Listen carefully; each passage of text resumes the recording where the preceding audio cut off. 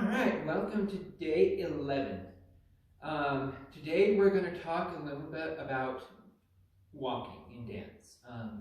Two of the different styles of walking, or maybe three, technically. So we're just going to get right into it. Walking is really important for all of our dances, both forward and backwards. And there are a few different techniques that we can use. The very first style of walking that we're going to work on is what we call a heel lead. So that's where when I take a step forward, I am driving this, my standing foot is planted and I'm driving into the ground to push my other foot forward, and then I'm going to land on the heel and roll all the way.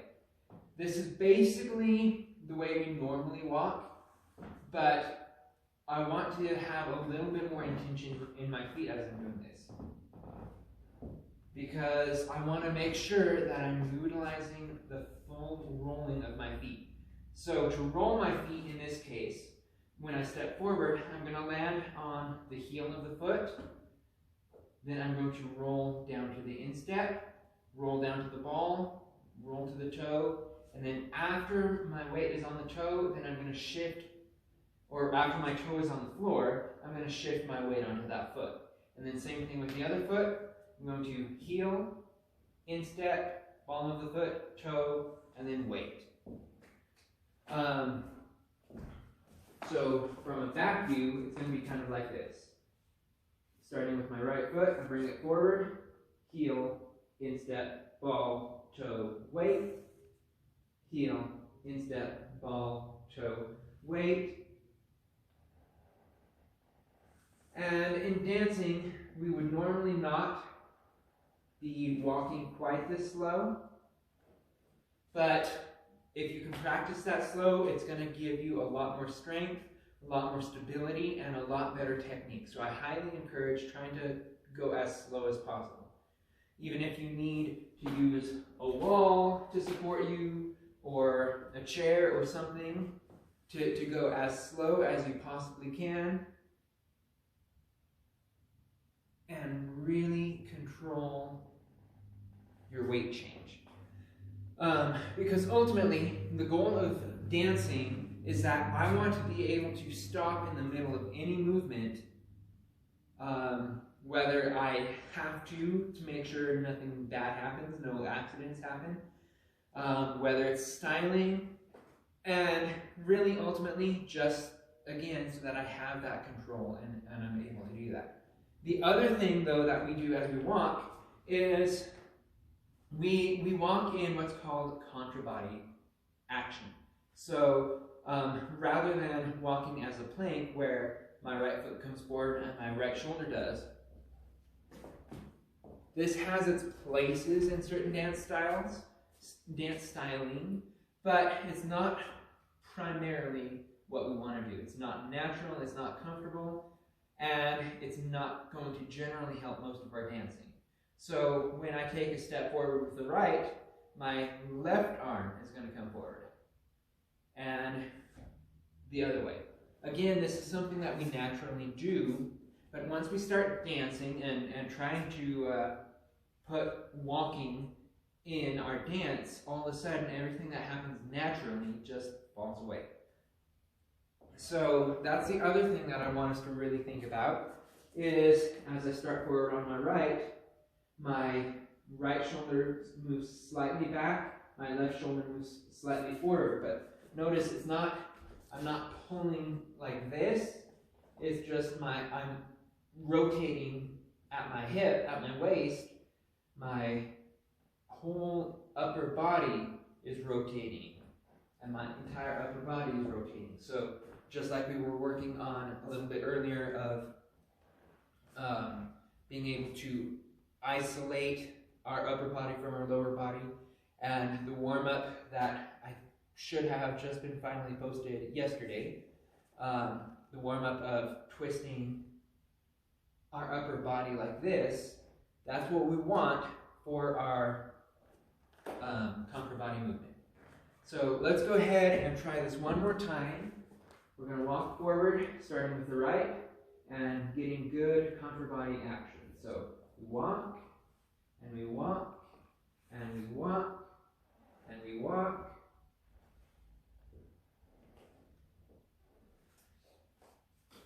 So that's our heel leads.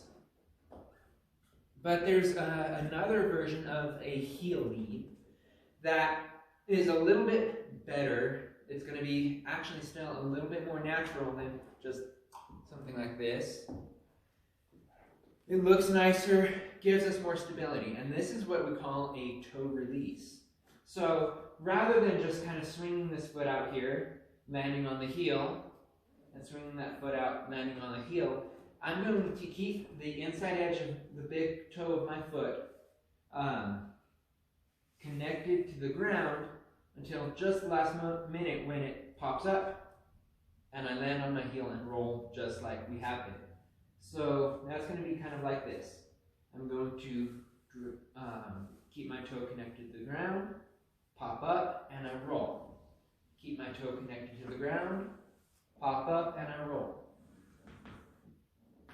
Boom, and boom. Still have the same contour body action, so that doesn't really change. So let's go ahead and try this now. Right foot, we're going to keep that toe dragging the ground, pop the toe, and roll. Grab, pop, and roll. Pop and roll, pop and roll.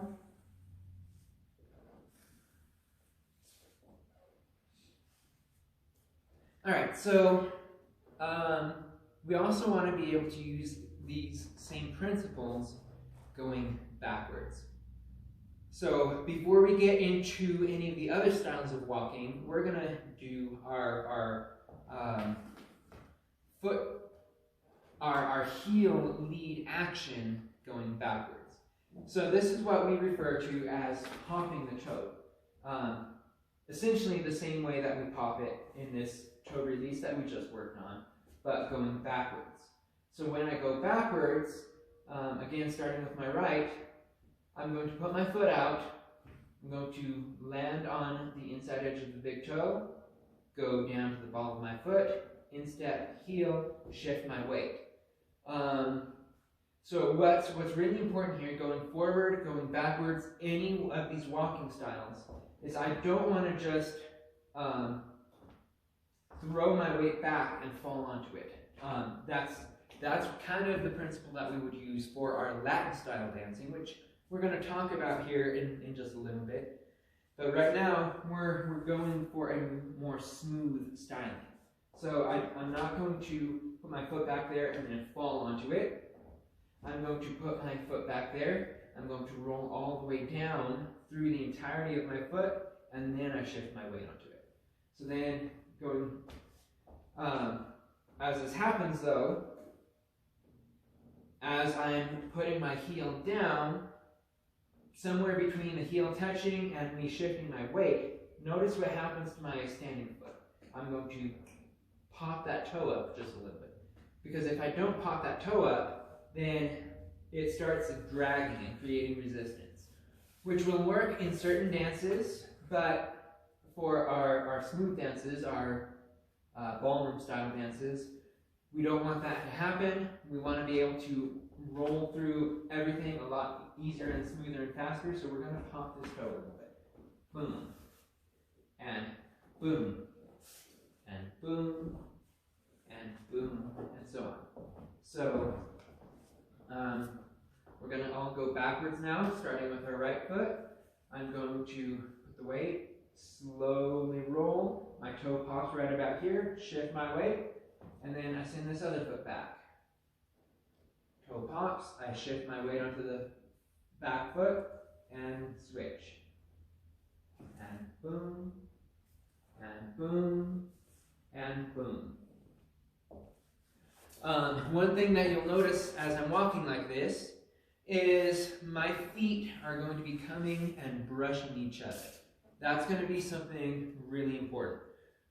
No matter what direction I might be going, sideways, forwards, backwards, at a diagonal, doing funnier things with my feet, like crossing, whatever I might be doing, the important thing to remember is that I want to always let my hips collect. Not necessarily a full collection like I would do in tango, where my feet always come all the way together. But at the very least, I need to let my hip collect. So I don't want to be walking like this. Doesn't look good. I'm going to, at very least, let my hip collect, and then I walk. Since we're talking about a ballroom dance, it is a really good thing for waltz, foxtrot, two-step, dances like that.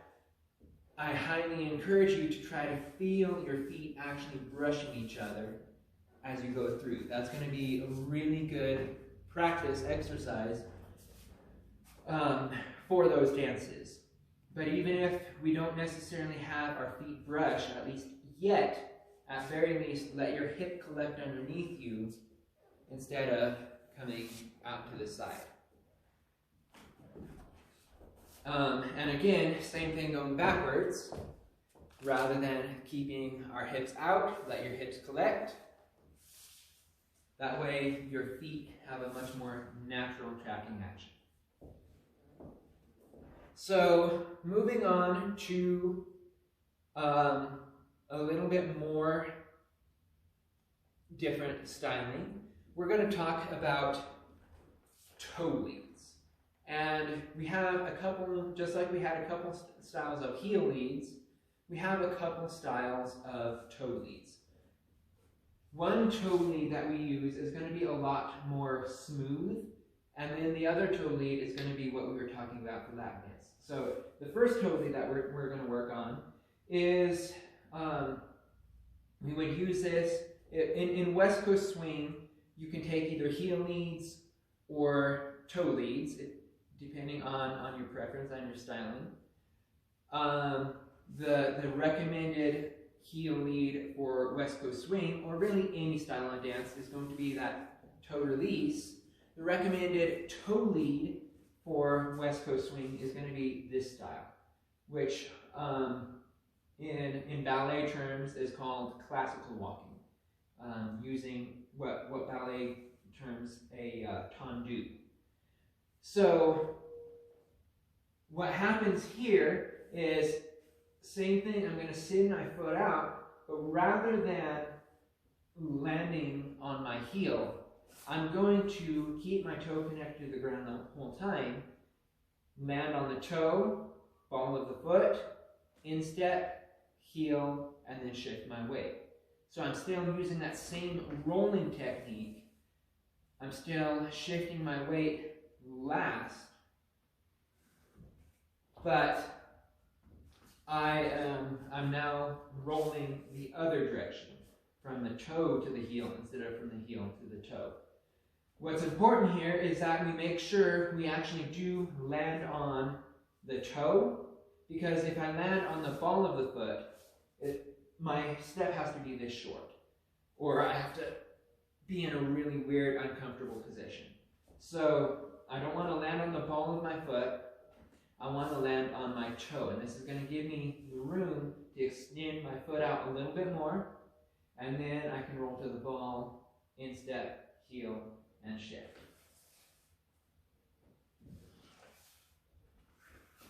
So let's go ahead and try this version now.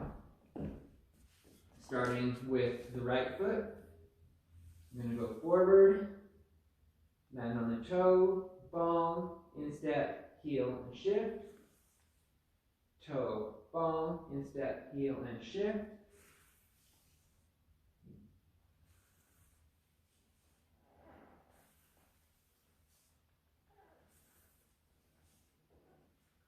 And so we can use this going backwards as well. Still, generally, this is basically that technique that we just talked about, going backwards, of the toe pop. I'm still seeing this entire technique that we were just working on forward for our toe lead is how we take this back step. But in some cases, maybe I will leave my toe on the floor because I need to be slowed down a little bit more, because I need the shaping. If I look if I pop my toe, it doesn't have the same look as if my toe is straight. So I might want that shape for various purposes. So we can also practice walking backwards, keeping that toe on the floor. Mostly I want you to practice popping that toe, but this is going to be a good thing to practice as well. So we're going to try that one time, starting with the right. We go back, and back, and back, and back, and back, and back. One thing about this is I'm very much limited the size of step that I can take going backwards. If I keep my toe on the floor, this is the max that I have. Same thing if I take this kind of toe lead forward, this is still the max that I have. A heel lead, with practice, I can drive, take a bigger step, and that's how I get the largest step possible. So same thing going backwards, we can practice popping that toe to take bigger steps. But that's all going to be things just to practice at home. The last style of toe lead that we're going to talk about is what we do for our Latin dances. For the ballroom dances, we want our toes to be pointed forward. So preferably straight forward, but if they toe out just a little bit, that's okay. For our West Coast, anything that we do for West Coast, we definitely want our toes out just a little bit. Same as with our Latin style dances. So we're now, later on, I want you to be thinking about your toes for everything else that we worked on already, but a lot of that should come naturally just because of that movement. So practice those walks, and later on think about trying to keep your feet pointed straight forward, where if you were to stop in the middle, your feet would be pressed together completely. But now that we're moving on to specifically Latin style movement, we definitely want to start off by making sure that our toes are pointed out. And again, if you're a West Coast dancer, make sure that you have your toes pointed out no matter what style you're doing. So this is now that instance where we're more going to fall onto the foot than shift, then roll, and then shift. And we're still not going to land completely on it without rolling. We still want to be rolling our foot, but timing-wise, it's going to be slightly different. So I put my foot out, still landing on the toe, not the ball. Toe, ball, instep, heel. And by this time that my heel's on the floor, my weight is now shifted. And that's when I can then straighten my knee to get my Cuban motion. Put my foot forward, toe, ball, instep, heel, and weight, and then I can straighten my knee. International styling is going to be slightly different, but still the same principle of the weight is going to shift a little bit sooner than it did earlier. So it's going to look like this.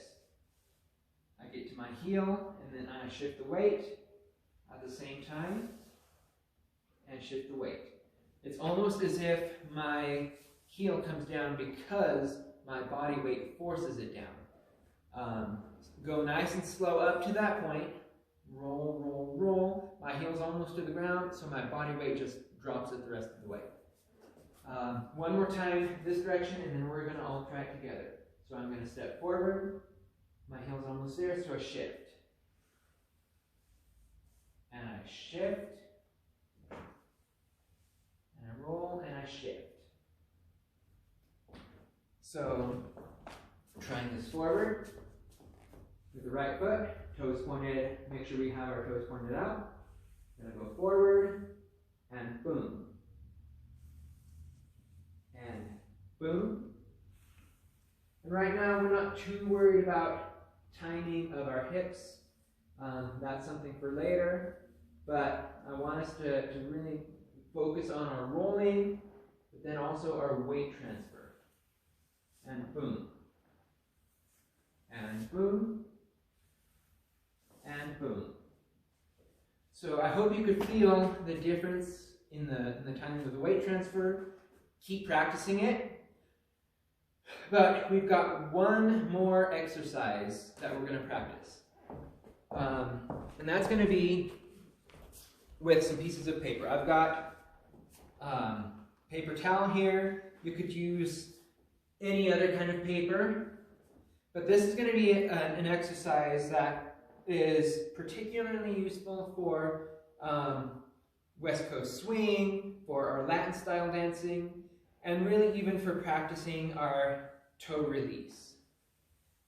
We just want to move the fabric with us no matter what direction we go. So your extra point for today is going to be practicing yourself doing all sorts of different style of walking different directions. You can go sideways, backwards, forwards, crossing. You can even do some turns or things if you want.